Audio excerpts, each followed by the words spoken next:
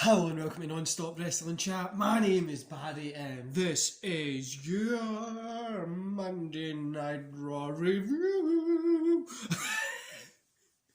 I have to put some sing-songs in there, guys, because it's... So don't forget to hit like, subscribe and that beautiful notification bell and jump down in the comments below and... That was weird. Jump down in the comments below and let me know what you think about Raw last night. Here's my thoughts on it, guys. Drew and Orton were the only thing that mattered, the rest was shite. See you later. Carry on. But pretty much it. No, we'll get into the breakdown of the show. So, we kick off with Drew and Orton in the ring, kind of back and forth on each other. Drew was talking about something about Thanksgiving. And then later on the night they've got a match. So, it was a pretty cool opening segment. The Miz said some things, but nobody really cared. Then we had Lana getting dropped into a table. Kind of, it was a recap. So it was all the other times that she'd done it. It was kind of like a recap. Then was there's a 6-woman tag match later where Lana teams with Nia and Shayna. And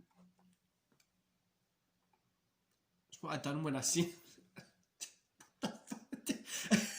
Then we go to backstage. Lana's stretching after the fucking table shots. We find out that the match coming up was Lana's idea. They literally kind of go over, right, and it's fucking useless. This whole bit is just silly. This whole bit's silly. I've got it literally wrote down, the whole paragraph here, because I kind of got it word for word, but I'm not going to bore you with this, guys. It was literally bad, as you would expect from Shayna, Nia, and, well, Nia and Lana. Shayna's just been lumped in with him. So then we get the match. So Nia Jax versus Nia Jax, Shayna Baszler and Lana versus Dana Brooke, Mandy Rose and Ahsoka. I feel sorry for Ahsoka here, by the way. She's just lumped in with these guys for no reason. Same as Baszler, to be honest with you, but Dana Brooke, Mandy Rose and Ahsoka pick up the win. Ahsoka at this point is only here to get the cat fucking check, isn't she? She's literally just here, give me the check, I'm facing Sasha at the weekend, I'm probably going to get bet by her. But so she's there just to pick the paycheck up. This was utter garbage, guys. I gave it 1 star just because Ahsoka done a little bit in the ring, which was pretty cool. Baszler looked okay, but after it, Nia Jax goes to clear the table. Dana and Ahsoka are celebrating the ring. They leave the ring, and Lana's in the middle of the ring. Shayna sends her out. Nia hovers over her. Lana's smiling. Nia leaves and says, "Welcome to Team Raw." She's leaving, and she goes, "Psych," then grabs her and puts her through a table. Then she says, "Psych" again. I don't know. AJ Styles trying to make Team Raw whole again was pretty fun. We had the Firefly Funhouse, the kind of normal stuff that happens on it, and then they were talking about the Miz. Guys, this was literally this bad. Like, I was, at this point, I was like sitting like, how can this get any worse? Then we got the MVP was kind of putting over the Hurt Business. Then they were in the next match, so we had the Tag Team Championship, so New Day versus the Hurt Business. New Day picked up the win here. I gave this a 3 stars, guys. This was surprisingly good. It was a fun match. I actually enjoyed it, surprisingly. And the best thing about it was it broke up the terribleness of how bad this show was. So this was a good match. I'd recommend you go check it out. Then we got Sheamus giving Drew a trest with some like Scottish stuff in it. Ali cuts a promo for the Retribution. Like, what's the point in this, right? He's cutting the promo for the Retribution for what? Like, why are they trying to put them over now? Then for weeks they've just made them look bad. Like, why are they just trying now? So then the match was up next. The Retribution versus Keith Lee, Braun Strowman, Riddle and Sheamus. Retribution picked up the win here. I was surprised with this. I literally says, what the fuck? There was some cool moments in this. It was an okay match. I'm not going to say it was the best, but it was okay. I gave it 2 stars because at least they're trying to make Retribution something, but it's too little too late, kind of. Then we got Nikki's kind of round the back. She's looking for Bliss, saying friends don't give up on friends. Then after this we had Jeff rushes into Eli's locker room to ask what the flyers are all about. Jeff saying, I didn't hit him with a car. Eli says, just admit it, you know so much about it. And Jeff corners Eli, is looking to choke him, saying he's been proven innocent, but he will be found guilty of a lot worse. Dun dun dun. Then we get the Miz and Morrison to come out. Guys, why the fuck are they giving these guys, like, why is Morrison's a great talent, right? Really is great in the ring. Why the fuck are they making them do this pish?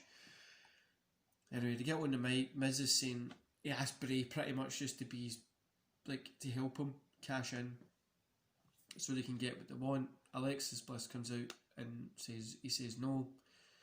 Then Nikki's running out. She's trying to help her. They attack each other. Well, Nikki attacks her. Then Bray comes out.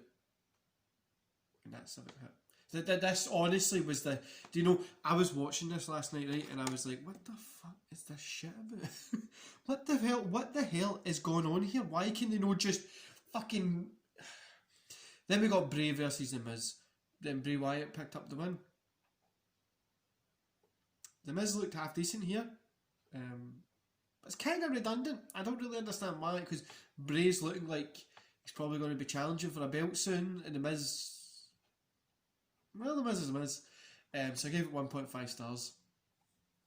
Alexa was kind of creepy, then she kind of goes to Bray Wyatt. Then we get a promo with Ahsoka, who pretty much just says she's excited and she'll beat Sasha. I honestly don't even know what they say. Do you know what this feels like? It's if they had a bunch of post-it notes, right? I do this. I've got a load of post-it notes that I use for work.